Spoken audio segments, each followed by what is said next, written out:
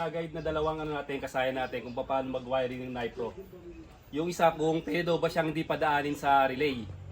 Pwede siya kasayan.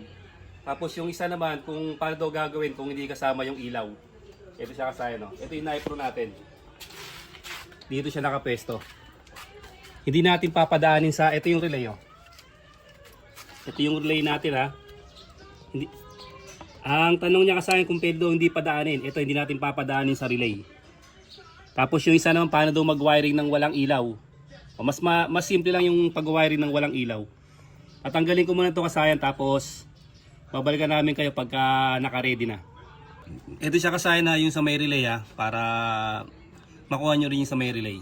Para all around na to. Kahit isang sakyan na to, kahit 4 wheels. Sama-sama na itong tutorial na to. Ito siya, ha. Ito yung trigger, hugutin natin. Kasi positive at negative pag nasa relay, ha.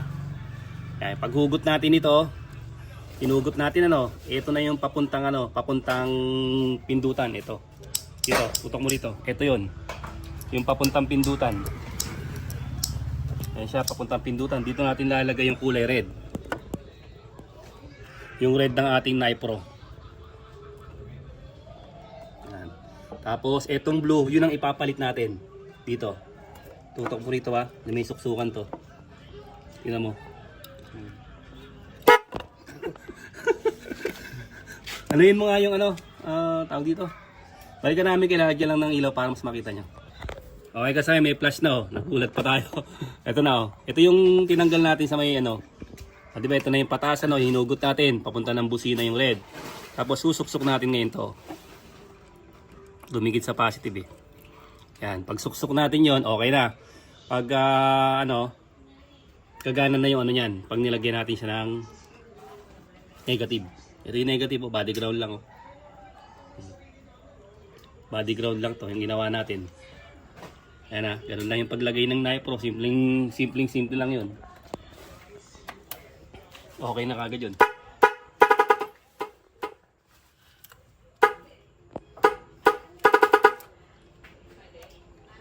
O to. Tapos dito na tayo ngayon pupunta kasayan. Ito na yung sa atin, yung request natin.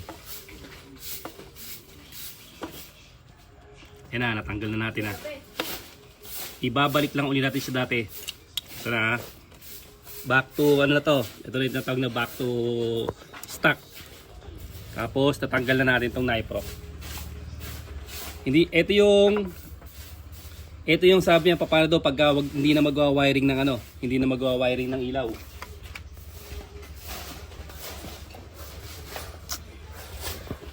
Yan naman yung kaso ko, ha. Lagi nawawalang pattern.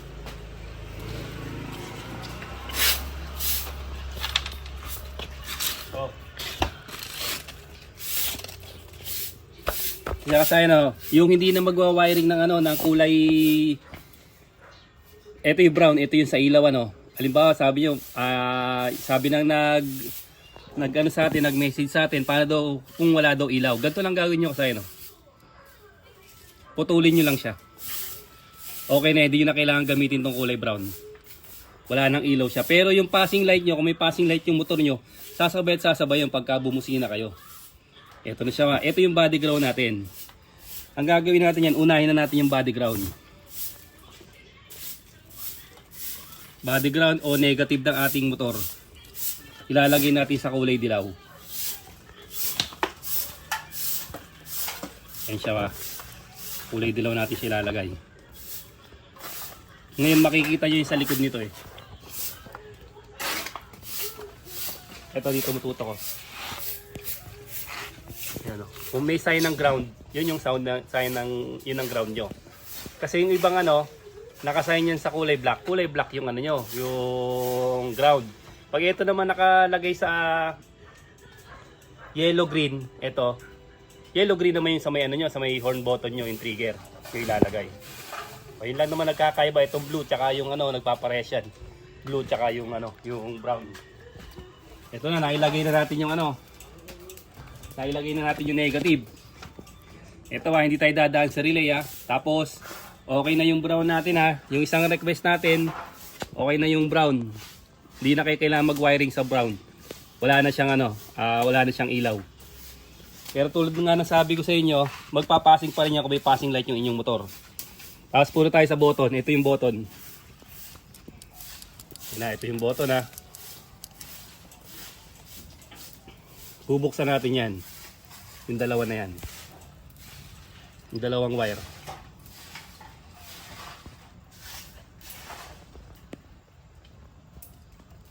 Yung isa nag-request sa atin, nagpa-wiring daw siya kay Becky Works.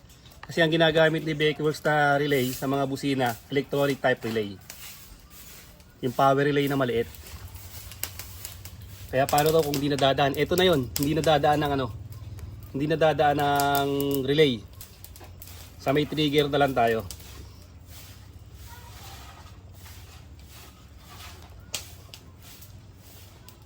Siya sa no.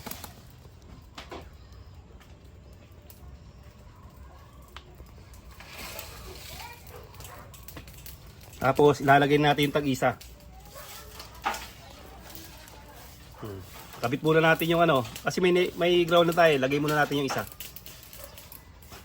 Pagka nag-trigger na to, ibig sabihin na yung trigger. Pag hindi, lilipat natin sa kabila.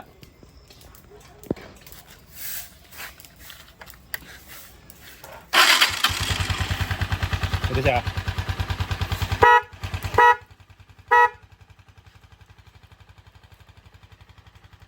Yan, gagawin natin yan ay pagkabila na yan, pagpapalitin lang natin yung pag di gumana.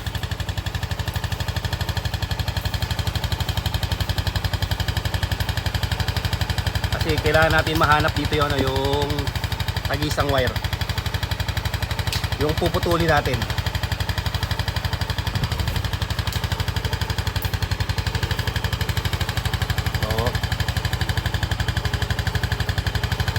Kaya na napuputulin natin. Ito natin. Sa isang wire na to, meron tayong puputulin dyan yung trigger eh. Tingnan nyo to ha. Kung gusto yung sure ball kayo, bubuksan nyo pa to. Bubuksan nyo pa itong pinakaloob. Para makita nyo rito yung ano, kung saan yung trigger. Hugutin nyo yung switch. Ito naman, ganito gagawin natin oh. Tingnan nyo ha. Putulin natin yan.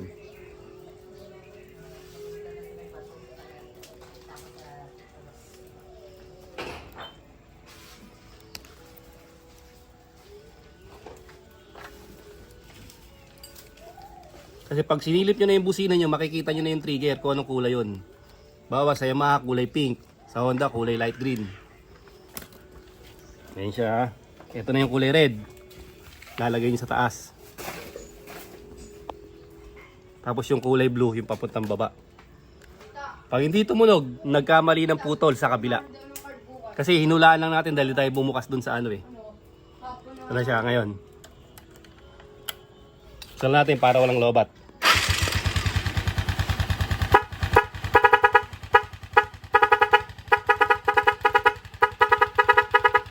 Ibig sabihin sa nakuha natin yung trigger.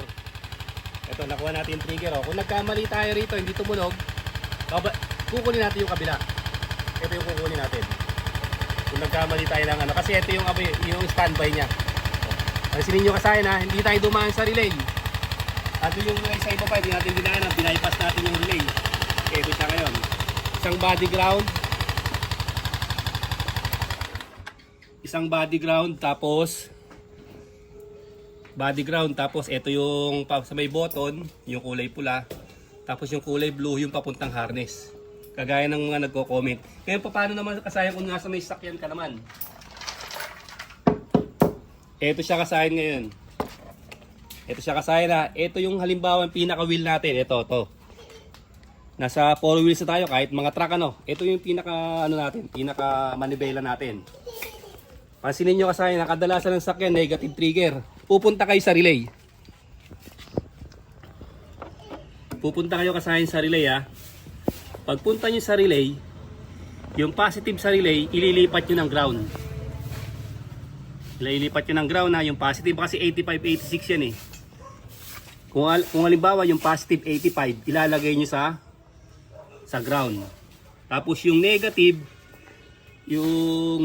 na ano, yung negative naman niya, aalisin nyo yung negative. pupunta na yun dito sa taas. Dito. Kasi ang sasakyan, kaya madali silang mag-negative trigger. Yung pinakamanubela natin, naka-body ground lang siya nakalagay. Yung mga button, ito, halimbawa, ito yung button natin, ano? Yung button. Ito yung pinaka-button natin. Nakadikit to sa ano?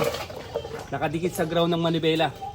Kaya kadalasan sakyan, body ground. Yung mga 4 wheels. Ngayon, lilipat lang natin yon. Magwa-wire tayo dito, manggagaling dito hanggang sa baba. Hanggang dun sa relay, pagpapalitin lang yung positive at negative ng relay. Tapos, okay na rin siya. Ganito rin ang gagawin natin. Oh. Naka-positive trigger na siya. Kasi kadalasan nga sa sakyan ay negative trigger. Saka 12 to ano na to. Ayun, tinan mo. 12 to 24 volts. Yung mga nagtatanong sa ating pwede sa truck. Pwede talaga yan. Yan. 12 to 24 volts. Kasi 24 volts yung mga truck. Ano siya. Kaya kahit anong ano yan.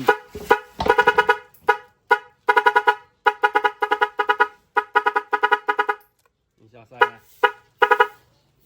Nakabukas pala ilaw natin eh. Sana mag-a. Ayan siya. Yung sa ilaw. Yung nag-comment ng ano, yung sa may kulay brown ano, ganito lang gagawin. Ito.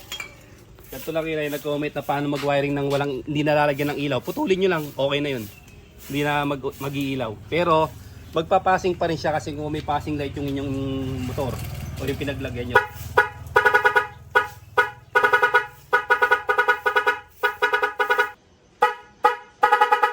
Ito pala yung mga kasaya na ano, na ginaid natin, na ganito lang yung gagawin. Shoutout muna rin kasaya natin. Shoutout kay Jumong Combate. Tanong lang po, pwede lang po ba walang lights ilagay? Okay, yung pupulin lang yung brown, okay na yun ha. Gawa ka tutorial idol, paano ilagay walang lights? Pag putol nyo ng brown kasayan, okay na yun. Wala nang lights. Shoutout kay user Mai. Sir, paano pag may wiring na dual function? Paano ilagay ang Nitre Pro Music? Okay, ganito lang yun din yung kasayan ha. Yung ano, ganito lang din yun ang gagawin nyo ha. Yung mga dual function natin ha. Hanapin nyo lang yung trigger. O, papataas yung kulay red, tapos yung blue, pababa. Ganito lang din ang gagawin. Tapos body ground ha. Walang kahirap-hirap. Pati sa sakyan. Kailangan ka lang positive trigger. Shoutout din kay Soundcheck TV. Kasayan, pwede ba hindi ko napadaanin sa relay ni Kabeki Works, erekta ko na lang katulad sa ginawa mo? Yan, shoutout ko na rin si Master of Power Appliance, Becky Works. Shoutout sa iyo, Kabekis. Ito siya, pwede, ganito rin yung gagawin mo. Yan, kukunin mo lang yung trigger, dahil Yamaha yan, kulay pink. Yung papataas, dun yung red, tapos yung pababa, dun yung blue. Sana'y nakatulong to sa ating mga kasaya na nais magkabit ng Nipro Music sa kanilang mga motor. Kahit pa sasakyan, mga 4 wheels o mga truck. Hanggang dito na lang mga kasayan. Salamat sa panonood.